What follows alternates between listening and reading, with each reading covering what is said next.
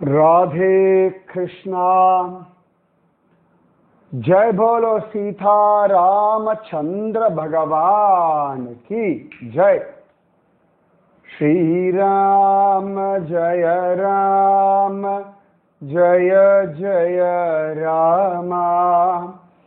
श्री राम जय राम जय जय राम। श्री राम जय राम जय जय राम। श्री राम जय राम जय जय राम। जय बोलो सीता रामचंद्र भगवान की जय। जय बोलो राष्ट्र गुरु समर्थ रामदास स्वामी की जय। जय बोलो जगद्गुरु महावैष्णव संत तुकाराम महाराज की जय। जय बोलो स्वराज्य सिंहासनाधिपति छत्रपति शिवाजी महाराज राजे की जय। जय बोलो वीर तीर सूर आंजनेय स्वामी की जय। जय हिंद भारत माता की जय।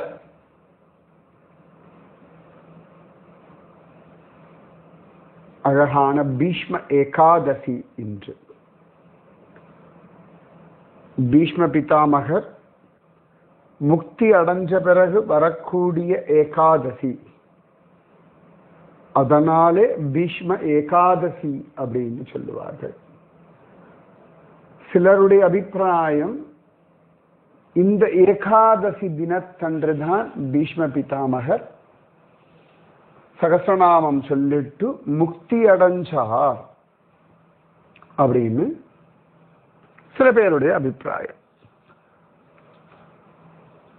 இல்ல பீஷ்மாஷ்டமி வர்றதுனால அதுதான் அப்படின்னு சொல்றவாளும் உண்டு. பல விதமான அபிப்பிராயங்கள் உண்டு. ஆனா இந்த ஏகாதசி விசேஷமான ஏகாதசி. நாளைக்கு துவாதசி, நாளைக்கு திரையோதசி, நல்ல முக்கியமான நாட்கள். அழகான உத்தராயண புண்ணிய காலத்துல நாம இருந்துருக்கோம். நேதிதான் துகாராம் மகாராஜருக்கு உபதேசம் கிடைச்ச தினம். சத்ரபதி சிவாஜியினுடைய இங்கிலீஷ் டேட் ஆஃப் பர்த், இப்படி நிறைய விஷயங்கள் பார்த்தோம்.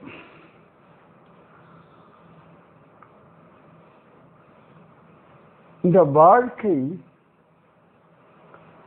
குரோர் அனுகிரகேன ஏவ புமான் பூர்ண பிரசாந்தையே அப்படின்னு பாகவதம் சொல்ற.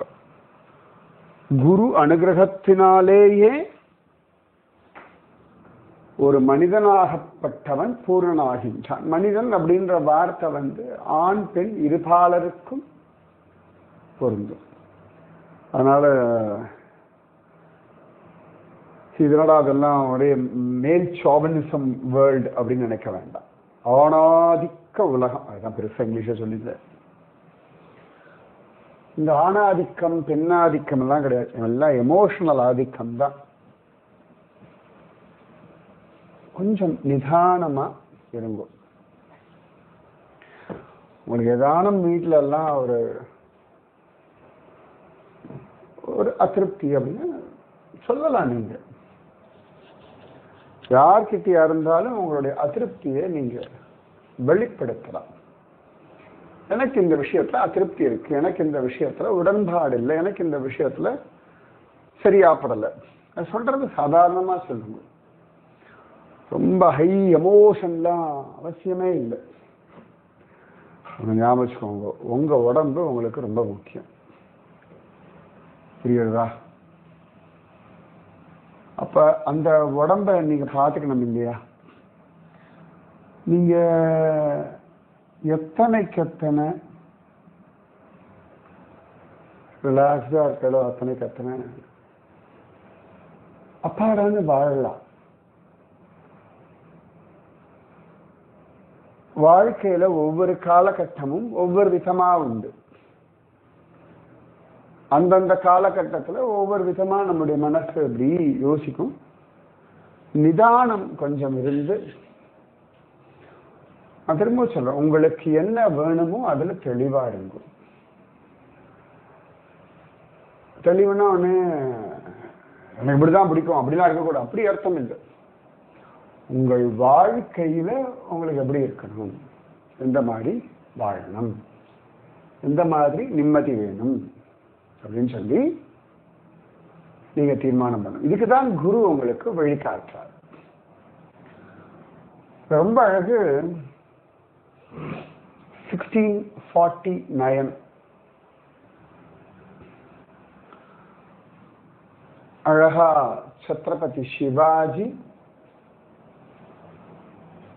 அதுக்கப்புறம் நம்ம சமர்த்த ராமதாசருடைய மீட்டிங்.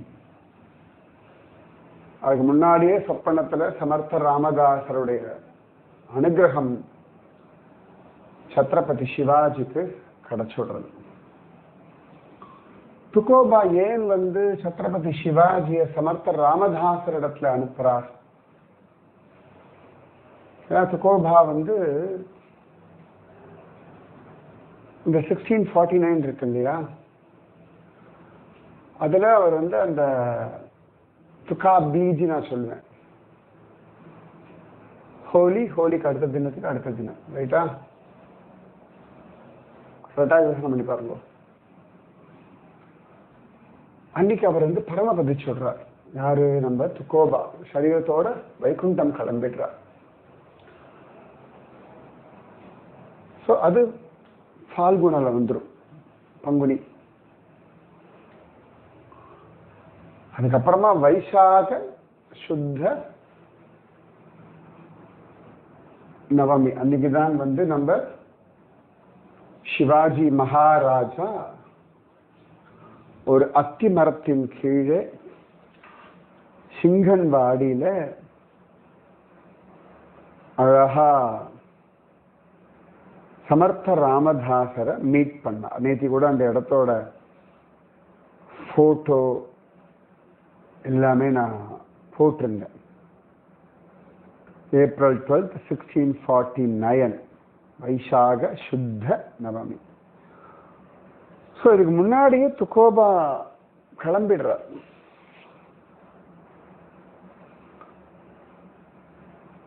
துக்கோபாவுக்கு தெரியறது தன்னுடைய, ஏன்னா 17 வயசுலயே துக்கோபாவை நம்ம சிவாஜி பார்த்துறார். துக்கோபா சமர்த்த ராமதாசரை சிவாஜி மீட் பண்ணும்பொழுது அவருக்கு 19 வயசு, 1649. ஓகேவா? 16-17 வயசு அந்த காலகட்டத்திலேயே சிவாஜி துக்கோபாவை மீட் பண்ணிடுறார். துக்கோபா அவருக்கு கைடு எல்லாம் பண்ணிட்டு இருக்காரு. ஆனா துக்கோபாவுக்கு நல்லா தெரியும் சமர்த்த ராமதாசர் தான் சிவாஜிக்கான ஒரு சரியான குரு அப்படின்னு அவருக்கு தெரியும். அழகா அங்க மடைமாற்றி விடுதல் மாதிரி அந்த மாதிரி அழகா அவரை நெறிப்படுத்தி அந்த பக்கம் திருப்பி விடுறார் துக்கோபா. ஏன்னா இது ஒரு தர்மம்,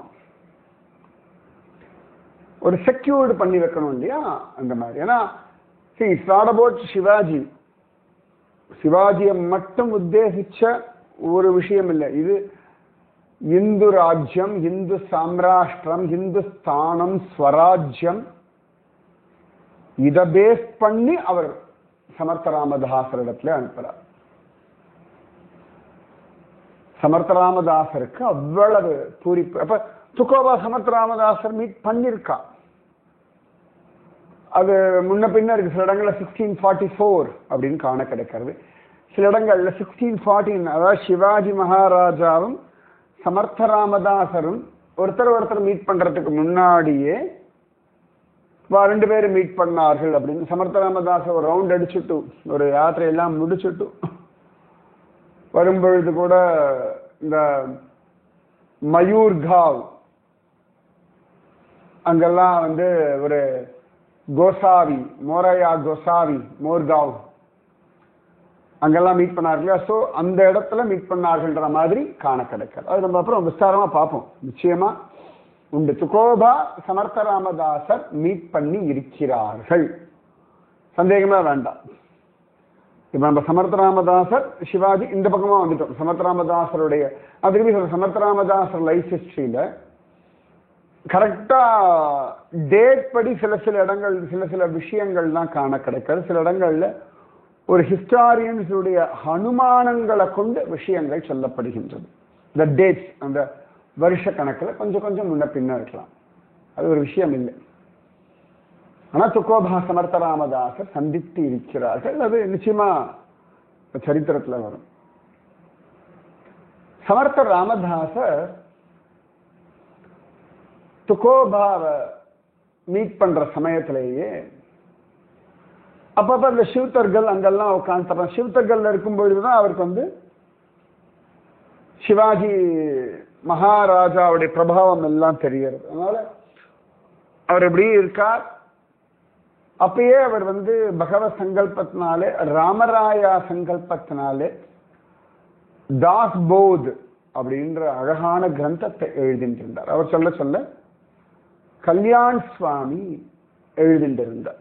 தாஸ் போத், தாசபோதம் அப்படின்னு ரொம்ப ஃபேமஸ் அந்த விஷயம். அதை எழுதின்றிருக்கிற சமயத்துல அதனுடைய விஷயங்கள் பொழுதுதான் சத்ரபதி சிவாஜி மகாராஜாவை மீட் பண்றார். ரொம்ப சந்தோஷப்படுற சிவாஜி மகாராஜா அவ்வளவு அழகா சமர்த்த ராமதாசரோட முன்னாடி தன்னுடைய அந்த ராஜ்ய விஷயம் எல்லாம் எடுத்துட்டு ஒரு சாதாரண அந்த போட்டோ எனக்கு அனுப்புறேன், பார்த்து அவ்வளவு அழகா இருக்கும். தான் ஒரு ஜீவன், எனக்கு வழிகாட்டுறதுக்கு ஒரு குருநாதர் கிடைச்சிருக்கார். அந்த குருநாதரிடத்திலிருந்து நான் பவ்யமாக உபதேசம் வாங்கிக் கொள்கிறேன்.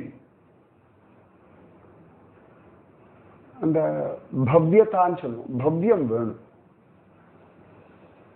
நம்ம குருவிடத்துல, நம்ம சத்சங்கத்தினிடத்துல, மற்றவர்கள் குருவிடத்துல, யார் இடத்துலையும் உதாசீனம் இருக்கப்படாது. இந்த நம்ம குருவிடத்துல இருக்கக்கூடிய நமக்கு பவ்யம் மாறவே கூடாது என்னைக்குமே. அப்படின்னு சொல்றதுதான் அஸ்திவாரம். உங்கள் குரு அது என்னைக்குமே இருக்கணும்னு பிரார்த்தனை பண்ணிக்கோங்க. எற்றைக்கும் 7 பிறவிக்கும் உந்தன்னோடு உற்றோமேயாவோம், உமக்கே நாமாட் செய்வோம். அப்ப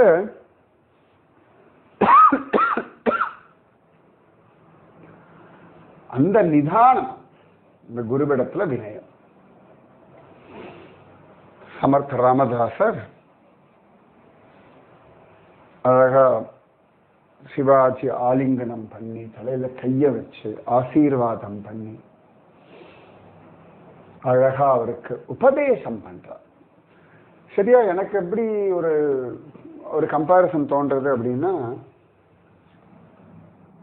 ராமனும் பரதனும் போல சித்திரக்கூடத்துல ராமச்சந்திரமூர்த்தியும் பரதனும் மீட் பண்றான். அப்படி மீட் பண்ணும் பொழுது ரொம்ப அழகா ராஜ தர்மத்தை ராமன் வந்து பரதனுக்கு ஜோரா உபதேசம் பண்ற.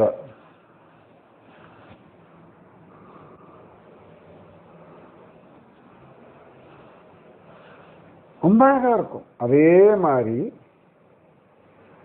இங்க சமர்த்த ராமதாசர் குருவாக உபதேசம், ராமன் வந்து பரதனுக்கு குருவாக தான் உபதேசம் பண்றான். அதே மாதிரி சமர்த்த ராமதாசர் சிவாஜிக்கு எப்படி பரதன் வந்து ராஜ்ய பரிபாலனம் அப்படின்ற ஒரு தர்மத்தை ராமனுக்காக ராமன் சொன்னபடி பண்ணாரோ அதே மாதிரி பகவத் இஷ்டமாக பகவத் கைங்கரியமாகத்தான் சிவாஜி மகாராஜா ராஜ்ய பரிபாலனம் அப்படின்ற ஒரு விஷயத்தை பண்றார். நம்ம சனாதன தர்மத்துல பார்க்கலாம், நிறைய ராஜாக்கள் இந்த ராஜாங்க நிர்வாகத்தை நான் ராஜா அப்படின்னு போக்கியமா போகத்தோட அனுபவிக்கிறதுக்காக இல்லை, பிரஜைகளை காப்பாற்றணும், அவர்களுடைய துக்கங்களை நாசம் பண்ணணும் அப்படின்னு அதை பேசா வச்சுண்டு ராஜ்ய பரிபாலனம் பண்ணார்கள். தங்களை பத்தியோ அதனால ராமச்சந்திரமூர்த்தி வந்து ஒரு வண்ணான் சொன்னான் அப்படின்றதுக்காக சீதா மாதாவை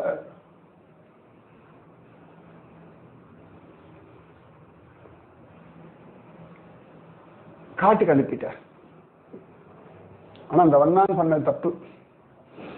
அப்ப பகவான் ராஜா அப்படின்றதுனால இந்த பிரஜையினுடைய துக்கம் போகணும் அப்படின்றதுக்காக சீதையை காட்டுக்கு அனுப்பினான் இருக்கு. அந்த வண்ணான் தான் அடுத்த ஜென்மால கம்சனுடைய வண்ணானாவரா, அவன் தலையத்தான் கிருஷ்ணன் கிள்ளி போட்டுடுறா அப்படின்னு காண கிடைக்க. அந்த தர்மத்தையும் பகவான் பண்றான். சீதையை காட்டுக்கு அனுப்பினாலே அவன் காரணம் பாவத்தை அடுத்த அதெல்லாம் பகவான் இந்த ஜென்மா அடுத்த ஜென்மா எல்லாத்தையும் வச்சு செஞ்சிடுவார். அது ரொம்ப அழகு. பகவத் அவதார லீலைகள்ல ரொம்ப முக்கியமான ஒரு விஷயம் அது. இது ஒன்னோட ஒண்ணு ஒரு இன்டர் கனெக்டட் லீலைகள் எல்லாம்.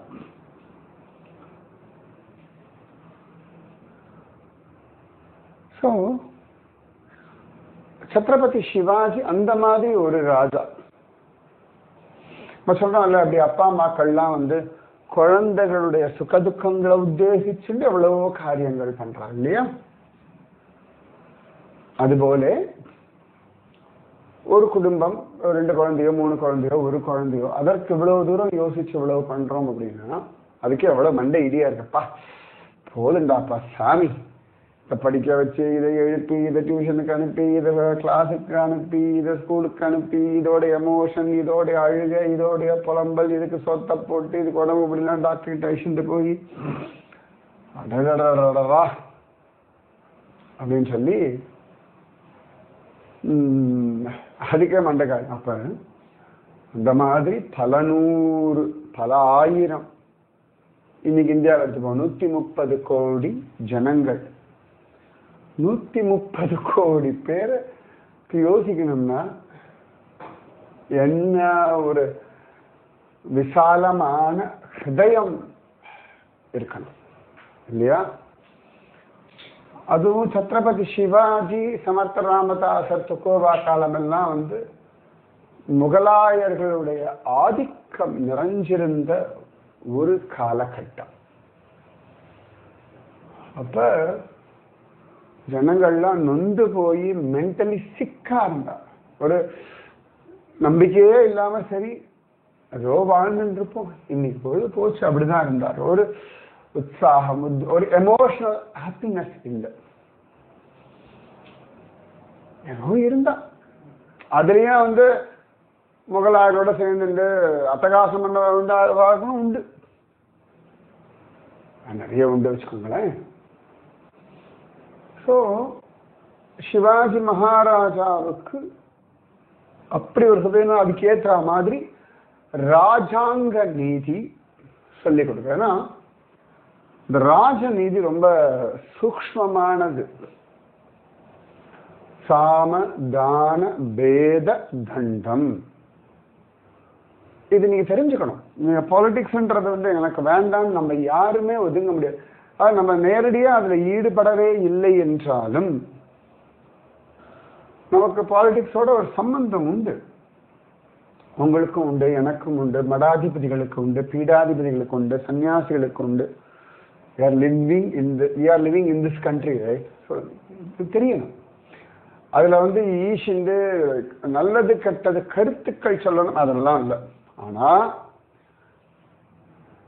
ஏன்னா நீங்க ரிஷிகள் சாதுக்கள்லாம் நல்ல ராஜாக்களை ஆசீர்வாதம் பண்றதும் துஷ்ட ராஜாக்களை நிகிரகம் பண்றதுன்றெல்லாம் வச்சுட்டு இருந்தார். நீங்க ஒரு குடும்ப தலைவியா உங்க குடும்பத்தை எல்லாம் பார்த்துக்கலாம். கூடவே யூ ஷுட் நோ பாலிடிக்ஸ். அது இந்த தேசம் என்ன இருக்கணும், தேசத்தை ஆளக்கூடியவன் நல்லவனா இருக்கணும், தேசபக்தனா இருக்கணும், தேசத்தை முன்னேற்ற பாதையில் எடுத்து செல்பவனா இருக்கணும். இந்த இந்த பேசிக் குவாலிட்டிஸ் நீங்க குழந்தையோட பேசுங்க பாலிடிக்ஸ். எஸ், ஏன்னா குழந்தைகள் மனசுல நல்ல பாலிடிக்ஸ் நீங்க நம்ம விதைச்சிட்டோம் வச்சுக்கோங்களேன், ஒரு நெகட்டிவ் பாலிடிக்ஸ் இன்ஃப்ளூயன்ஸ் அவளுக்கு டீனேஜ்ல வராது. இப்பவே நான் சொல்றேன், நீங்க பாட்டுக்கு நல்லதை விதைச்சுட்டே வாங்கோ. புரியுறதா? சம்டைம்ஸ் அவ கெட்டு போற மாதிரி இருக்கும், இல்லாட்டி ஒழுங்கால மாதிரி இருக்கும். ரைட், கவலைப்படாதீங்கோ, விதைச்சுட்டே வாங்கோ. காலப்போக்கில் கலையும் பிடுங்கலாம், அதுக்கப்புறம் நல்ல செடியும் வளரும். திரும்பி திரும்பி நல்ல விஷயங்கள் நல்ல எண்ணங்கள் இவைகளை விதைத்து கொண்டு வாருங்கள். புரியுறதா? நல்ல விஷயங்கள் வளர்றதுக்கு கொஞ்சம் பொறுமையா இருங்க, தப்பு கிடையாது. அதனால ஒன்றும் நஷ்டம் எல்லாம் கிடையாது. சரியா? ஸோ ரொம்ப அழகா உபதேசம் பண்றார் சமர்த்த ராமதாசர்.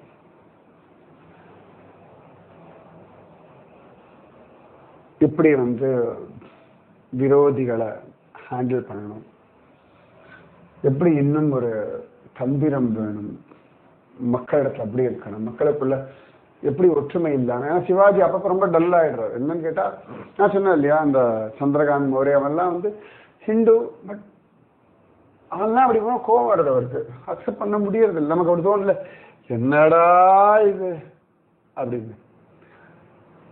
ஸோ அதெல்லாம் தாண்டி தான் ஓடணும். Life is like that.